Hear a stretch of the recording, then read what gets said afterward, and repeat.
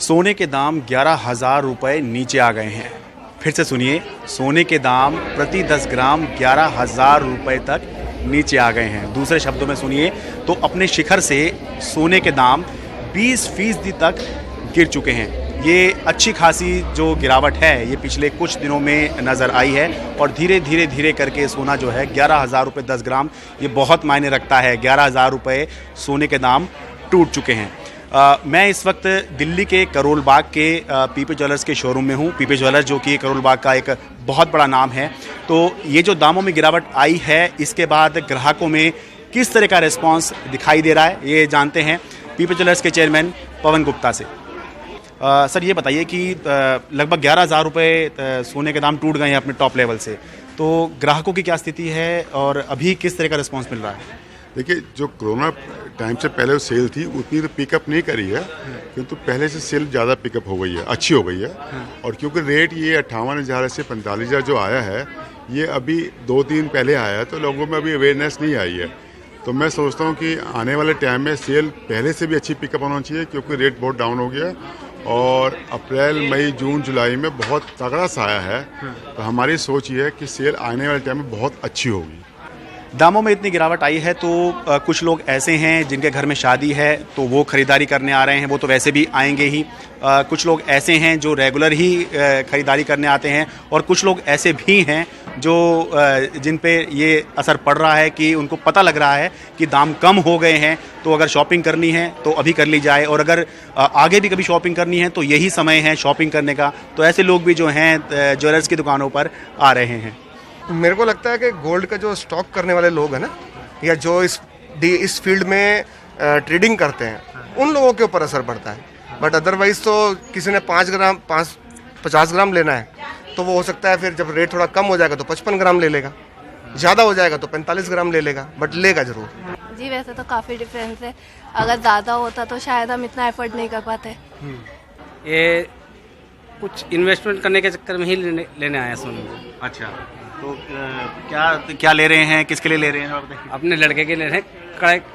कड़े का इसका वो है कि हाथ के लिए कड़ा चाहिए इसको। अच्छा, कह रहे कड़ा भी पड़ा रहेगा हमारे पास और इन्वेस्टमेंट भी अपने रहेगी। अच्छा, जैसे सोने के दाम जो है 56,000 से 45,000 के आसपास आ गए हैं, तो उसकी नज़र से भी कुछ शॉपिंग कर रहे हैं आप? कुछ ऐसा भी है। हाँ।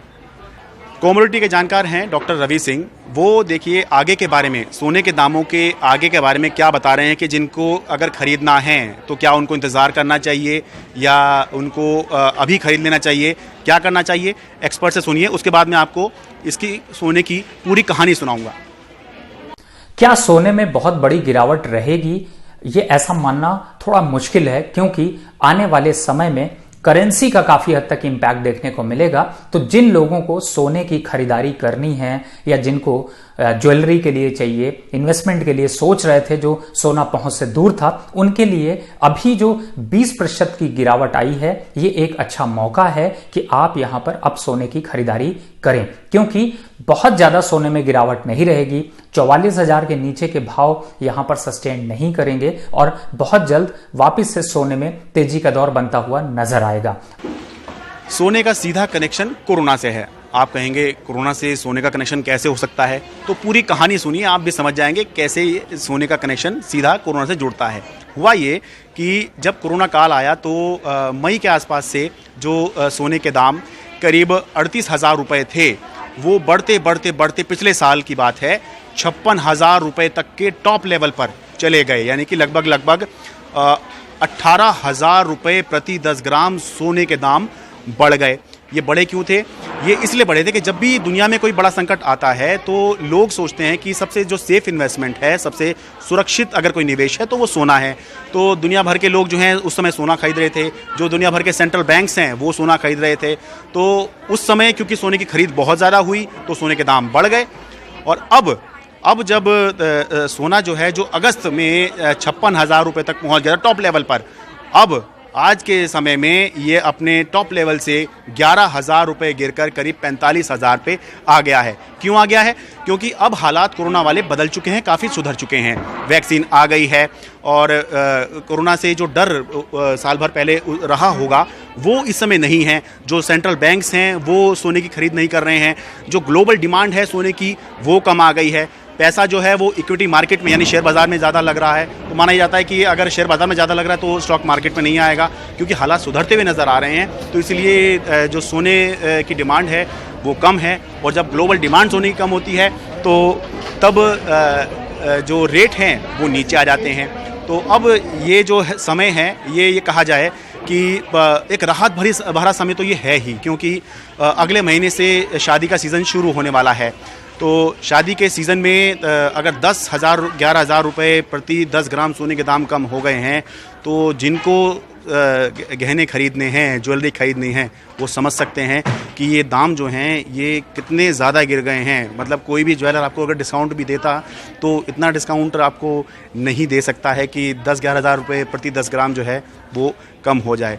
तो इसलिए एक अच्छी बात है, और अभी बहुत ज़्यादा लोगों में इसके प्रति जो है शायद अवेयरनेस नहीं है, और शायद चेतना नहीं है, या फिर कुछ भी बात हो सकती है। लेकिन अभी जो है लोगों को इस बात का एहसास नहीं है कि 11,000 रुपये अपने टॉप लेवल से नीचे आ चुका है सोना।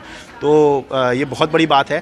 तो इसलिए जो है ये अहम बात है कि हालात जब बिगड़े तब सोने के दाम ऊपर चले गए, और ऐसे गए कि रिकॉर्ड बना दिया 56,000 का। और अब हालात जो सुधर रहे हैं तो 11,000 रुपये सोने के दाम गिर गए हैं, 45,000 रुपये के आसपास आ गए हैं। अब आप देख लीजिए कि आपको सोने की खरीदारी करनी है या नहीं करनी। अपने सहयोगी कैमरा पर्सन सचिन गुप्ता के साथ दिल्ली से मैं शरद शर्मा, NDTV इंडिया।